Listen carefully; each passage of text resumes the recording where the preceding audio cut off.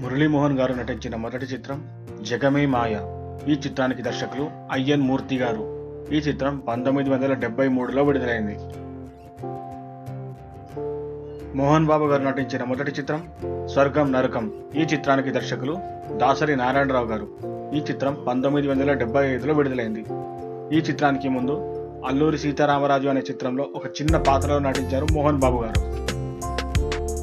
చిరంజీవి గారు నటించిన మొదటి చిత్రం పునాది రాళ్ళు, కానీ విడుదలైంది మాత్రం ప్రాణం ఖరీదో చిత్రం. ఈ చిత్రం 1978లో విడుదలైంది. ఈ చిత్రానికి దర్శకులు కె వాసు గారు.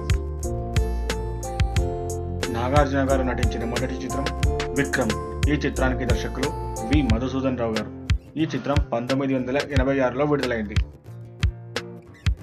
విక్రమ్ చిత్రానికి ముందు నాగార్జున గారు నటించిన చిత్రం వెలుగు నీడలు.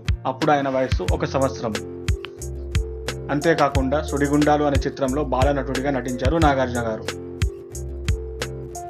వెంకటేష్ గారు నటించిన మొదటి చిత్రం కలియుగ పాండవులు. ఈ చిత్రానికి దర్శకులు కె రాఘవేంద్రరావు గారు.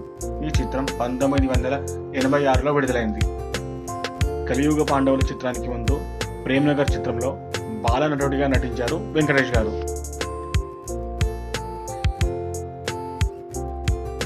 బాలకృష్ణ గారు నటించిన మొదటి చిత్రం తాతమ్మ కళ.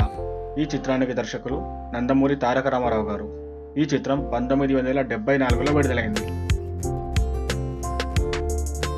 జగపతి బాబు గారు నటించిన మొదటి చిత్రం సింహస్వప్నం. ఈ చిత్రం 1989లో విడుదలైంది. ఈ చిత్రానికి దర్శకులు వి మధుసూదన్ రావు గారు.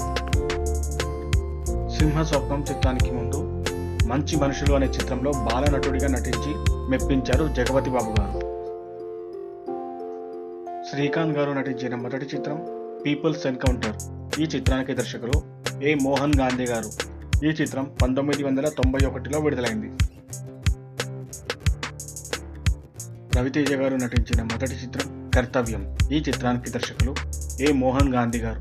ఈ చిత్రం 1990లో విడుదలైంది. రాజేంద్ర ప్రసాద్ గారు నటించిన మొదటి చిత్రం స్నేహం. ఈ చిత్రం 1977లో విడుదలైంది. ఈ చిత్రానికి దర్శకులు ఏ భీమ్సింగ్ గారు. ఈ వీడియో మీకు నచ్చినట్టయితే లైక్ చేయండి, షేర్ చేయండి మరియు సబ్స్క్రైబ్ చేయండి. అలాగే మీరు చూసిన లేదా మీకు నచ్చిన డెబ్యూ మూవీ కామెంట్ చేయండి.